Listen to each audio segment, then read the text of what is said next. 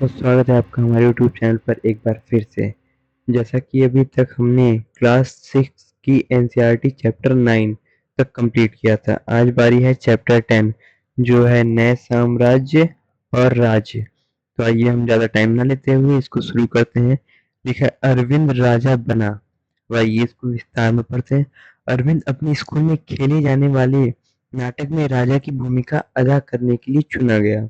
उसने सोचा था कि वह शाही वेशभूषा में मूंछों पर ताव देते हुए रूपहले कागज में लिपटे तलवार को शान से पकड़कर चहलकदमी करेगा।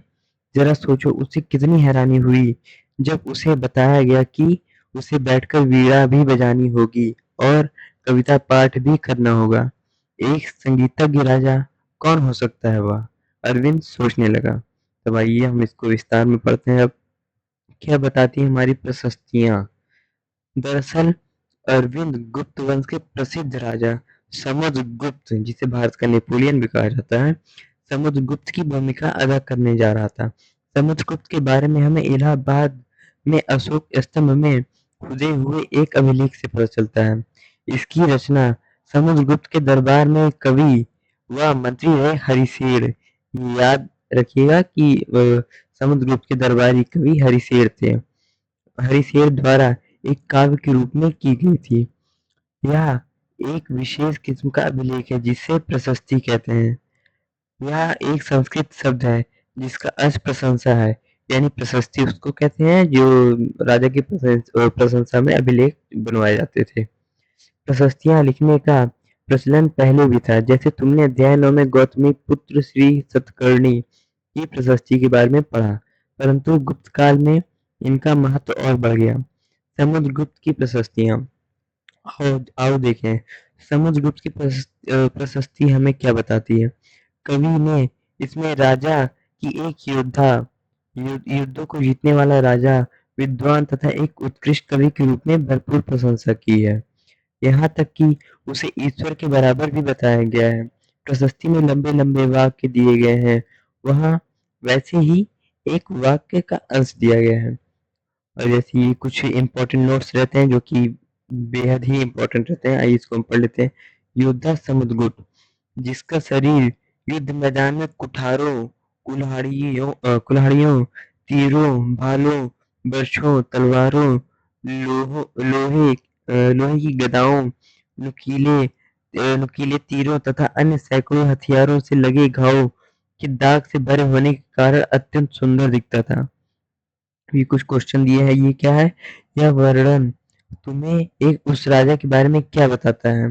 राजा किस प्रकार का युद्ध लड़ते थे? तो आइए कुछ और आगे पढ़ते हैं। पहले उससे पहले ये साइड में नोट्स पढ़ लेते हैं। वीणा बजाने वाला राजा समुद्रगुप्त के कुछ अन्य गुणों को सिक्कों पर दिखाया गया है। जैसे इस सिक्के में उन्हें वीणा बजाते हुए दिखाया गया है। ये देखिए समुद्रगुप्त को वीणा बजाते हुए दिखाया गया है। अब आइए आगे शुरू करते हैं।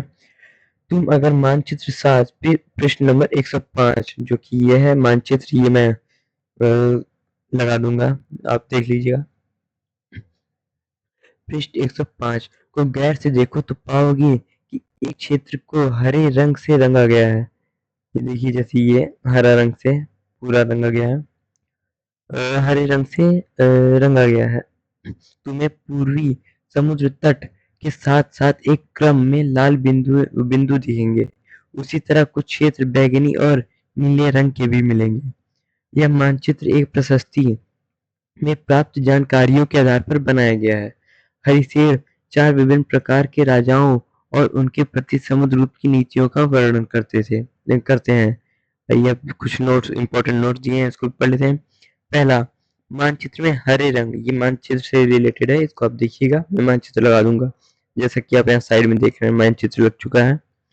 पहला, मानचित्र में हरे रंग का क्षेत्र आर्यवर्त के उन 9 शासकों का है जिन्हें समुद्रगुप्त ने हराकर उनके राज्यों को अपने साम्राज्य में मिला लिया। दूसरा, इसके बाद दक्षिणापथ के बाहर शासक आते थे।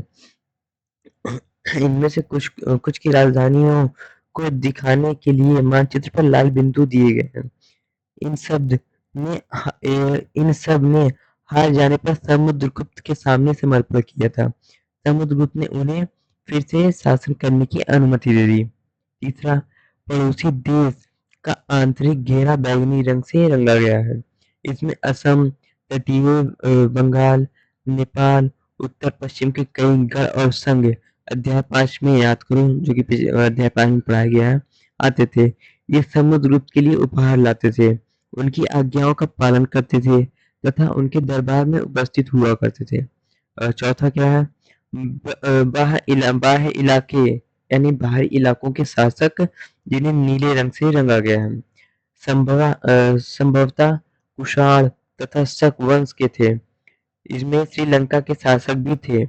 इन्होंने समुद्रगुप्त की अधीनता स्वीकार की और अपनी पुत्रियों का विवाह उससे किया। अब जैसा कि देख सकते हैं, इसी मानचित्र की बात की गई थी, जो कि हम साइड में लगा है, आप देख ही सकते हैं।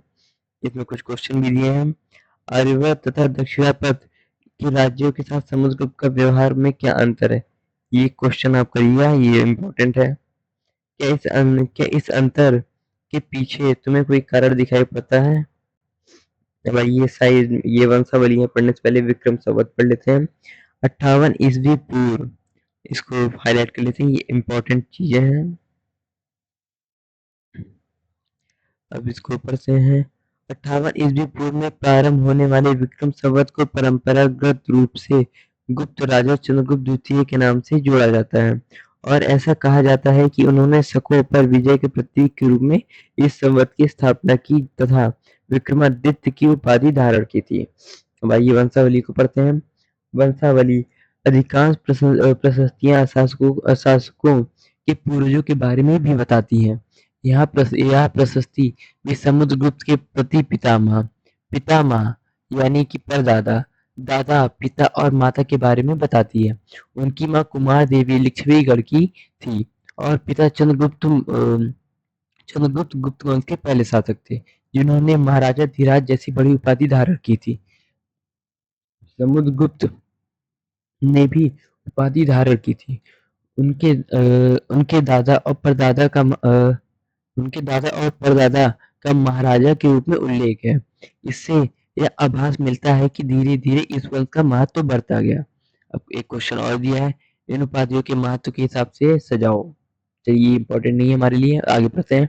समुद्रगुप्त के बारे में हमें उनके बाद के शासकों जैसे उनके बेटे चंद्रगुप्त द्वितीय की वंशावली, पूर्वजों की सूची, वंशावली मतलब पूर्वजों की सूची, जिसमें हमारे पूर्वजों के बारे में, हमारे बाबा पिताजी के बारे में, हमारे बारे में या हमारे आने वाले बच्चे के बारे में तो नहीं, लेकिन हमारे बारे तक इसमें लिखे होते हैं। पूर्वज जो हमारे पहले के जितने भी जनरेशन है उनकी डाटा उसमें रहते हैं। वंशावली से भी जानकारी मिलती है। उनके बारे में भी अभिलेखों तथा सिक्कों से पता चलता है। उन्होंने पश्चिम भारत में सैन्य अभियान में अंतिम शक शासक को परास्त किया था। बाद में ऐसा विश्वास किया जाने लगा था कि उनका दरबार विद्वानों से भरा था। इनमें से कुछ के बारे में जानकारी अध्याय 11 में मिलेगी, जो कि नेक्स्ट चैप्टर है। हर्षवर्धन और हर्षचरित। हर्षवर्धन जो कि बहुत प्रतापी राजा रह चुके हैं। जिस तरह गुप्त वंश के शासकों के बारे में अभिलेख तथा सिक्कों में पता चलता है, उसी तरह कुछ अन्य शासक के बारे में उनकी जीवनी से पता चलता है। ऐसा ही एक राजा हर्षवर्धन थे, जिन्होंने करीब 1400 साल पहले शासन किया था।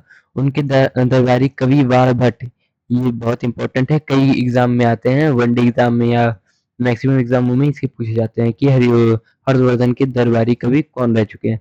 तो ये थे बाणभट्ट, इसको आप नोट कर लीजिए कहीं पे। बाणभट्ट ने संस्कृत में उनकी जीवनी हर्षचरित, ये भी इम्पोर्टेंट है, बाणभट्ट ने हर्षचरित लिखा है, जो कि हर्षवर्धन की बायोग्राफी है। इसमें हर्षवर्धन की वंशावली देते हुए उनके राजा बनने तक के वर्णन है। चीनी यात्री ह्वेनसांग लिखे इसमें, ह्वेनसांग हो जाएगा। इसको भी नोट कर लीजिए कि ह्वेनसांग कब आया था। चीनी तीर्थयात्री ह्वेनसांग, जिनके बारे में तुमने अध्याय 9 में काफी पढ़ा है, काफी समय के लिए हर्ष के दरबार में रहे। उन्होंने वहां जो कुछ देखा उसका विस्तृत विवरण दिया है। हर्ष अपने पिता के सबसे छोटे बेटे नहीं थे, पर अपने पिता और बड़े भाई की मृत्यु हो जाने पर थानेसर के राजा बने। उनके बहनोई कन्नौज, जो कि एनसीईआरटी में मैप में देख सकते हैं आप, कन्नौज कहाँ पे है। उनके बहनोई कन्नौज के शासक थे, ये बंगाल के शासक ने उन्हें मार डाला, तो हर्ष ने कन्नौज को अपने अधीन कर लिया और बंगाल पर आक्रमण कर दिया। मगध तथा संभवतः बंगाल में भी जीतकर उन्हें पूर्व में जितनी सफलता मिली, उतनी सफलता अन्य जगहों पर नहीं मिली। जब उन्होंने नर्मदा नदी को पार कर दक्कन की ओर आगे बढ़ने की कोशिश की, तब चालुक्य नरेश पुलकेशिन द्वितीय ने उन्हें रोक दिया और इनकी लड़ाई हुई थी जिसमें हर्षवर्धन पराजित हुए थे। अभी कुछ क्वेश्चन दिए, इसको पढ़ लेते हैं। भारत का राजनीतिक मानचित्र देखो, जो कि प्रेजेंट का है, उसको आप देख लीजिएगा। देखो और सूची बनाओ कि हर्षवर्धन बंगाल तथा नर्मदा तक गए होंगे तो आज के किन किन राज्यों से गुजरे होंगे।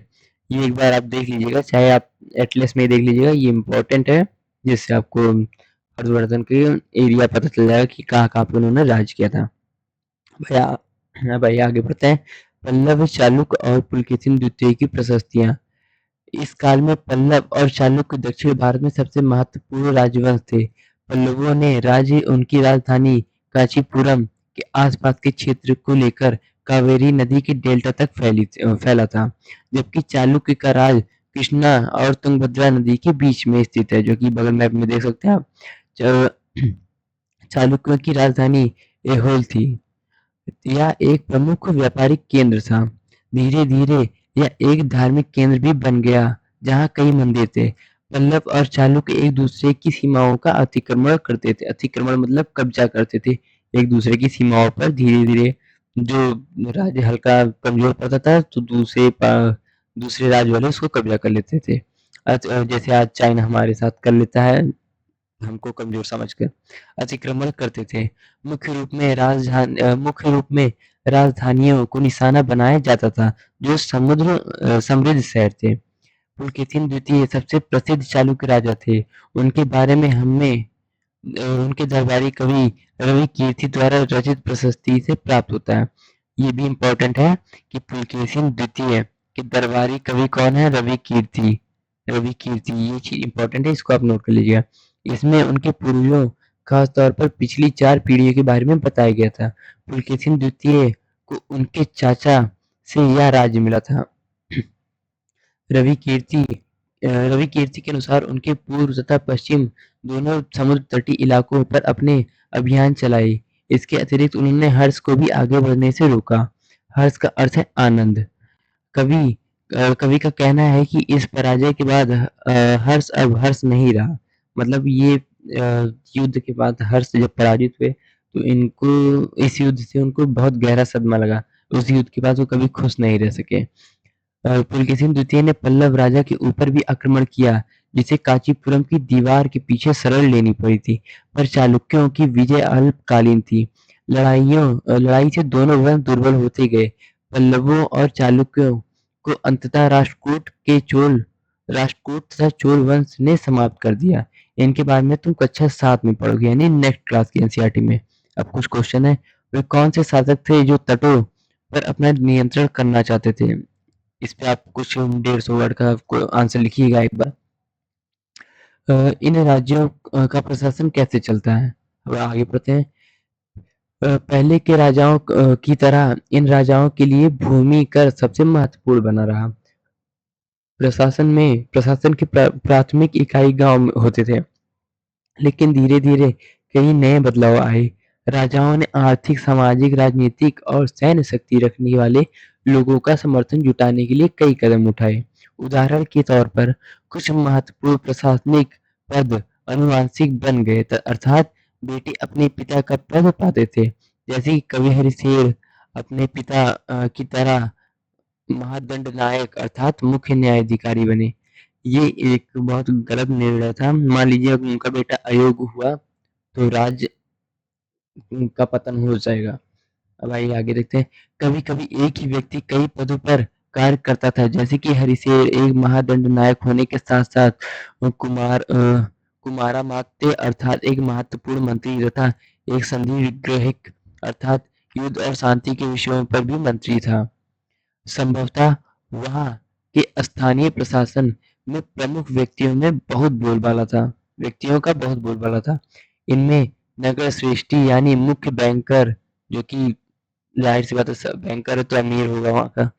या शहर के व्यापारी सार्थवाह यानी व्यापारी के काफिलों का नेता, प्रथम कुलिक अर्थात मुख्य शिल्पकार तथा कायस्थों यानी लिपिकों के प्रधान जैसे लोग होते थे तथा इस तरह की नीतियाँ कुछ हद तक प्रभावशाली होती थी पर समय के साथ-साथ इनमें से कुछ व्यक्ति इतने अधिक शक्तिशाली हो जाते थे कि अपना स्वतंत्र राज्य स्थापित कर लेते थे। अब क्वेश्चन सोच कर बताओ कि अफसरों का पद अनुवांशिक कर देने से क्या-क्या फ़ायदे और क्या-क्या नुकसान है? इसके बारे में आप विस्तार में सोचिएगा और 150-200 वर्ड आंसर लिखिएगा, जो कि काफ़ी अच्छा क्वेश्चन है। एक नए प्रकार की सेना। कुछ राजा अभी भी पुराने राजाओं की तरह कुछ सुसंगठित सेना रखते थे जिसमें हाथी, रथ, घुड़सवार और पैदल सिपाही होते थे। पर इसके साथ-साथ कुछ सेना नायक भी होते थे जो आवश्यकता पड़ने पर राजा को सैनिक सहायता दिया करते थे। इन सेना नायकों ने कोई नियमित वेतन नहीं दिया जाता था। बदले में इनमें से कुछ को भूमि दान दिया जाता था। दी गई भूमि से ये कर वसूलते थे जिससे वे सेना तथा घोड़ों को देखभाल करते थे। साथ ही वे इससे युद्ध के लिए हथियार जुटाते थे। इस तरह के व्यक्ति सामंत कहलाते थे। इसको आप देख लीजिएगा सामंत किसको कहते थे? जो युद्ध में राजा की हेल्प करते थे जो कि अपना एक छोटा-सा काफ़िला लेके चलते थे। जहाँ कहीं भी शासक दुर्बल होते थे, सामंत स्वतंत्र होने की कोशिश करते थे। अब नेक्स्ट टॉपिक दक्षिण में राज्यों में सभाएँ। पल्लवों के अभिलेखों में कई स्थानीय सभाओं की चर्चा है। इनमें से एक था ब्राह्मण भूस्वामियों का संगठन जिसे सभा कहते थे। ये सभाएँ उप समितियों के जरिए सिंचाई, खेती-बाड़ी से जुड़े विभिन्न काम, सड़क निर्माण, स्थानीय मंदिरों की देखरेख आदि काम करती थी।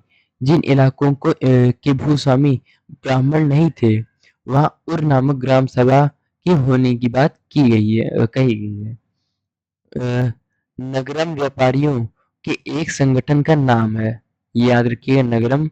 आइए पढ़ते हैं कि जो संभवतः इन सभाओं पर धनी तथा शक्तिशाली भूस्वामियों और व्यापारियों का नियंत्रण था। इनमें से बहुत सी स्थानीय सभाएं शताब्दियों तक काम करती थी। अब नेक्स्ट टॉपिक उस जमाने में आम लोग। अब आम लोग की बात तो करनी ही पड़ेगी। जनसभा जनसाधारण के जीवन की थोड़ी बहुत झलक हमें नाटकों में कुछ अन्य स्रोतों से मिलती है। चलो इसके कुछ उदाहरण देखते हैं। कालिदास अपने नाटकों में राज दरबार के जीवन का चित्रण के लिए प्रसिद्ध है। इन नाटकों में एक रोचक बात यह है कि राजा और अधिकांश ब्राह्मण को संस्कृत बोलते हुए दिखाया गया है, जबकि अन्य लोग तथा महिलाएं प्राकृत भाषा में बोलते हुए दिखाए गए।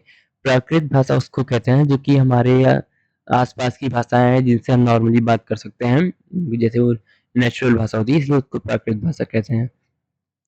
उनका सबसे प्रसिद्ध नाटक अभिज्ञान शकुंतलम दुष्यंत है। इसलिए बहुत इंपॉर्टेंट नाटक है, इसको याद कर लीजिएगा। कालिदास का नाटक है अभिज्ञान शकुंतलम दुष्यंत। नामक एक राजा और शकुंतला नाम की एक युवती की प्रेम कहानी है। इस नाटक में एक गरीब मछुआरे के साथ राज कर्मचारियों के दुर्व्यवहार की बात कही गई है। अब यहीं तक था। उसके बाद ये इंपॉर्टेंट नोट्स पढ़ लेते हैं।